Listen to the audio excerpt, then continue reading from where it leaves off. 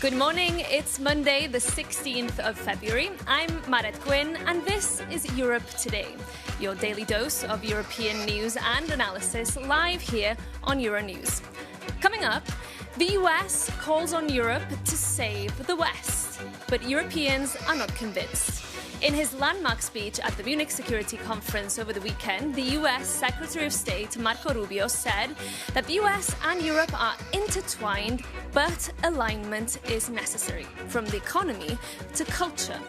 Meanwhile, Rubio is set to meet Hungarian Prime Minister Viktor Orbán in Budapest later today, after meeting Slovakia's Robert Fico on Sunday. Now, to debrief that speech and more from the Munich Security Conference, I'm joined by our EU editor, Maria Tareo, who's just back from Munich. First, good morning, Maria. Great to see you. It seems like the initial reaction to this Rubio speech was a sense of relief.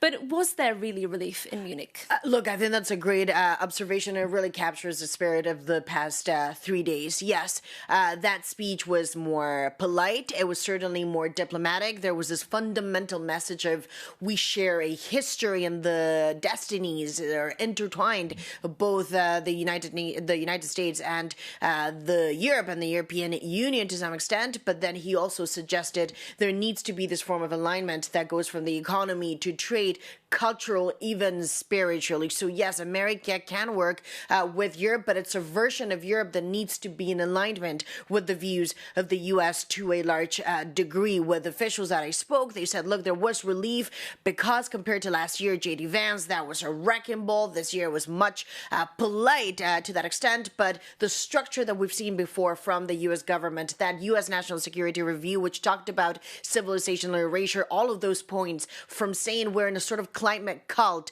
the idea of wokeness, mass migration. This is not a minor issue. Marco Rubio told the Munich Security Conference, all of that was present there. At the same time, then you had the Europeans. Emmanuel Macron talked about this idea of a Europe that has been vilified and caricatured. The Chancellor Merz, who said at this point the leadership of the U.S. is being contested. It is not clear that the U.S. will lead the world. And then, of course, Kaja Kallas, I was at a panel with her. I should note, Kaja Kallas had a bit of a revival over the weekend because she was pushing back. She was really the voice that said there's a number of things that we cannot agree. It's important that our destinies are intertwined, sure, but there are things we clearly don't see eye to eye. So she was very vocal to that extent. And there was a moment also in this panel, which hopefully we can put up on the screen. And I want to read to you. This was to obviously questions that we put about the sense of relief and the response to the Marco Rubio speech. And she said, contrary to what some may say, this woke, decadent Europe is not facing civilizational erasure.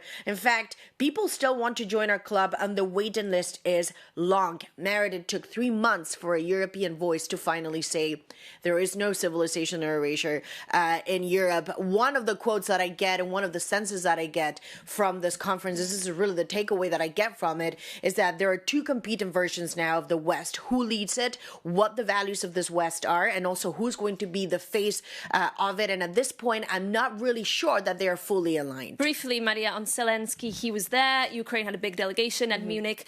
What did he achieve?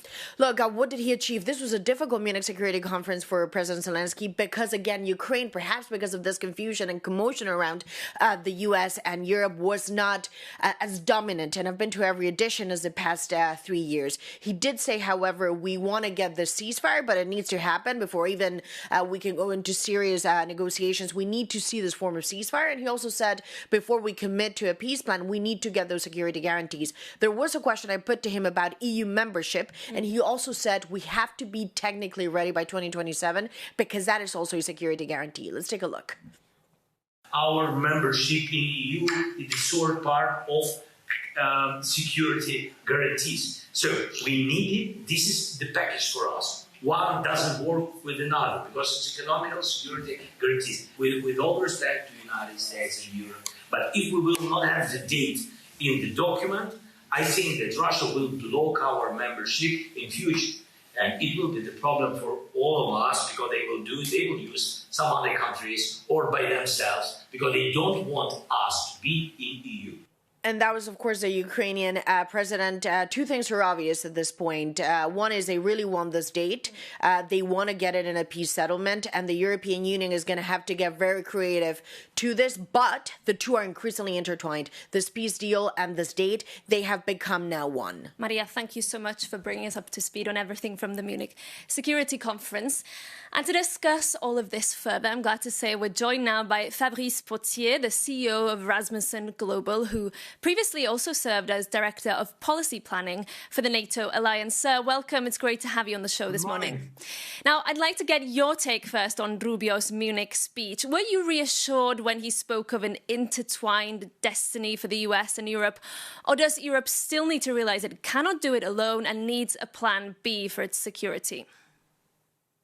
I would say it's probably both. There was clearly a feeling of calm before the next tempest, where obviously Rubio cast a tone that was much more friendly than the previous US speaker at the previous MSC, J.D. Vance, who really kind of opened almost hostility against Europe. However, I think nobody was naive in thinking that this is not an olive branch. This is just a way to make the past few months a bit less painful. But clearly the road ahead, as I mentioned, this is calm before the next tempest, because the road ahead is still made of many differences. I think Ukraine is still lurking very much around the corner in terms of big US-Europe Ukraine difference.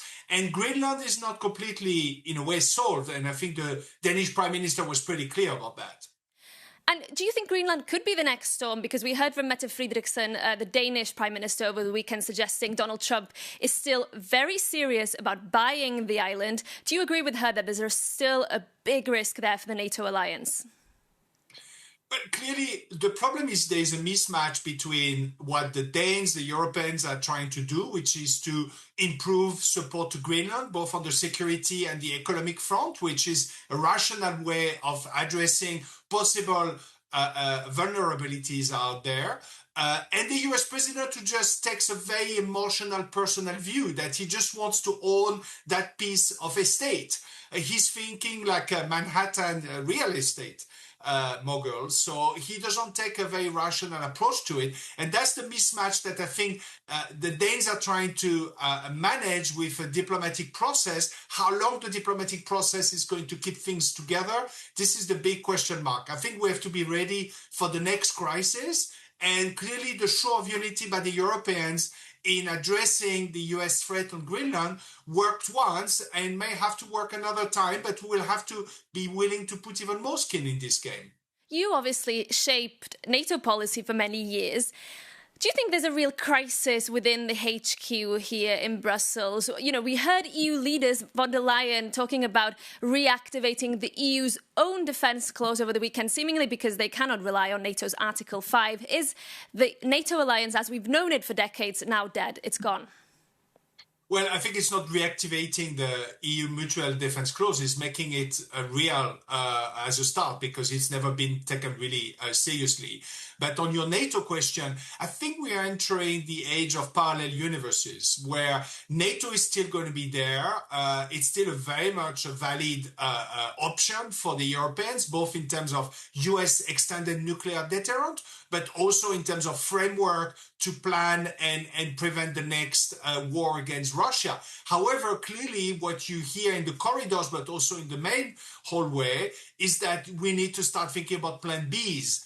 And for that, you're going to have the European Union, but you also are going to have increasingly the development of coalitions, like the coalition of the willing for Ukraine, which maybe is going to be put with more substance, or the joint expeditionary force that is led by the UK. So I think you're going to have the multiplication of all these plan Bs in response to the fact that, answering your question, I think the US has introduced a very significant doubt as to its commitment to Europe via NATO, and therefore NATO is still going to go on, but is no longer the one and only plan A.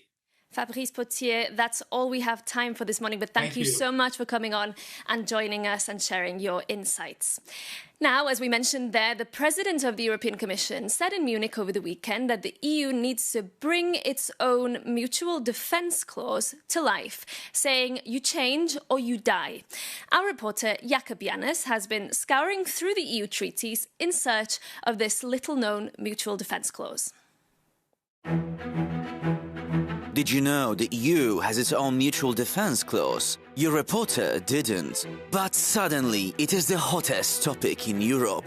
Just days ago, the head of NATO told Europe to keep dreaming if they think they can defend themselves without the US. But the EU Commission President fired back. Independent Europe just means let's develop our strength without constantly leaning on someone else. And part of her plan involves a little-known rule, the Article 42.7. So, what is it? It says if an EU country is attacked, all the members have an obligation to help. And on paper, the wording seems to be stronger than NATO's famous Article 5. It doesn't even require a unanimous vote to activate. But there is a catch. The EU is not a military alliance, and it lacks a unified command structure. And it leaves it up to each country to decide how to help, which does not automatically mean sending troops. And in fact, it has only been triggered once, after the 2015 Paris attacks. Plus, there is a trust gap. When Eastern European nations look for a true security shield, they look to NATO, not Brussels. But with Washington demanding Europe to take over its own conventional defense, and with growing doubts around the future of NATO, the clock is ticking. The EU is also wondering what happens if the US closes its nuclear umbrella over Europe. And building a fully independent European nuclear shield would cost billions of euros and take time. So Europe has the treaty and the article. Now it just must build the military strength to back it up.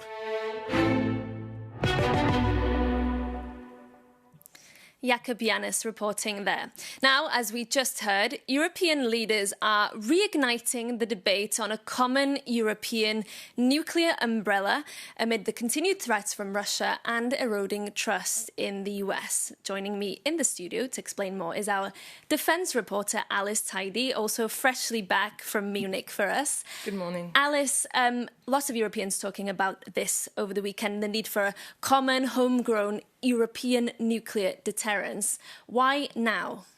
Well, basically, the Europeans, although they've gone to great lengths over the past week to say that they believe that the US is fully committed to NATO, that they believe it is committed today, tomorrow, that it will be in 10 years, that it will be in 20 years, there's still a lot of concerns over that commitment. I mean, remember that last year, Washington cast doubt over its commitment to Article 5, so Europeans responded by more than doubling their spending target within the alliance. And yet this year we had Trump saying that he would forcefully seize Greenland. So that cast a lot of doubts over the very existence of NATO.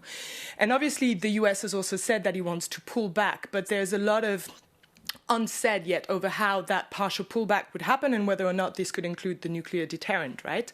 So over the weekend, indeed, we had French President Emmanuel Macron announcing that he had held strategic dialogue with Chancellor Merz on this topic, as well as with other EU leaders. He didn't name those other EU leaders, but we know, for instance, that the Latvian PM, Evika Selina, said that she would be open to that discussion. We also had the Polish president yesterday telling Polish media that he wants his armed forces to look into the nuclear potential. And I also spoke with the Finnish defense minister, Antti Häkkänen, on the sidelines of the conference, who said, and I quote here, "Inside NATO, it's clear that the US is ironclad committed to nuclear deterrence. It's good news if the European nuclear states are investing to build up even stronger nuclear capabilities, but to compensate compensate the US, that's not the question now. So Finland would be open, but again, this European deterrent would have to complement the US and not compensate it. So it's clearly an idea gaining traction among European leaders. But at the same time, Alice, it's still very, very divisive, this question of nuclear rearmament. And we heard from the Spanish Prime Minister Pedro Sánchez clearly voicing some reservations about this. Yes, indeed. Sánchez was at the Munich conference and he made it clear he is not for nuclear rearmament. In fact, he said that the nuclear deterrence is far too costly, far too risky, is far too risky way of avoiding conflict. And he said that what it involves, the risks it involves, are actually more of a gamble than a guarantee for European security. Clearly still some divided opinions on that subject, but thank you so much for bringing us that update. Moving on now to something completely different. The Berlin Film Festival has only been running for a few days, yet already there is significant controversy over comments made by members of the jury. To explain, we can cross over now to Berlin, where our correspondent Laura Fleischmann is standing by for us, I believe. Laura, good morning. Bring us up to speed. What has been happening here? Well, at first, everything seemed to go smoothly at the Berlinale, but then a German journalist asked a question at a press conference with the jury of the festival. He accused them of what he called selective solidarity only with Iranians and Ukrainians, but not with Palestinians. And one of the festival's jurors then responded that there are many conflicts going on worldwide that don't get any attention at the festival either. But what really sparked controversy was the response by Wim Wenders. He is the president of the jury and a very famous German filmmaker. He said that the festival is a counterweight to politics, and this even led an Indian writer to pull out from the festival altogether. But let's hear what Wim Wenders actually said at the press conference. We have to stay out of politics because if we made movies that are dedicatedly political, we enter the field of politics, but we are the counterweight to politics. We are the opposite of politics. We have to do the work of people and not the work of politicians. Yes, and Laura, it's also true to say that these film festivals, including the Berlinale, are usually highly political, very politically charged. Why the sudden change in tone here? Indeed, the Berlinale is known as a highly political film festival, and it still is. There are many political statements being made on the red carpet, at press conferences, but the change in tone could be due to Germany's history, especially in regards to the Holocaust and in regards to World War II. Israel is a highly sensitive topic here in Germany, and this could be the reason why Wim Wenders is hesitant in regards to Palestine and in politics in general.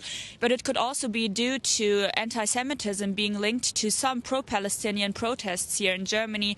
There are anti-Jewish chants, there are anti-Jewish and anti-Israel signs at some protests that aren't against the government but against the whole country's existence. So this could be a reason why movie makers and actors don't want to be linked to this topic perhaps.